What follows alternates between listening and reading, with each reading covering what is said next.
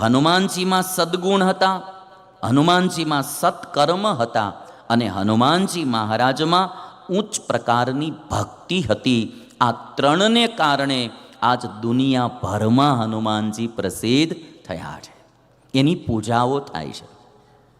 પૂજા કોઈ વ્યક્તિની ક્યારેય થતી નથી. પૂજા વ્યક્તિના સદગુણ, સત્કર્મ અને ભક્તિની જ થાય છે ભાઈ. પૂજા કોઈ વ્યક્તિની ક્યારેય નથી થતી. તમે તમારા દીકરાઓની માટે કરોડોની પ્રોપર્ટી નામે કરીને જાઓ છો તોય વાલીડા પગે લાગે છે. 9 વર્ષે લાગે તો આમ કરે, મોઢું ઓલી બસ હે સોમનારાયણ પપ્પા આમ આમ કરે. હરખો ભાવ ન હોય. પૂજા એ કોઈ વ્યક્તિની નથી. પૂજા એના સદગુણની થાય, પૂજા એના સત્કર્મની થાય અને પૂજા એની ઈશ્વરી ભક્તિની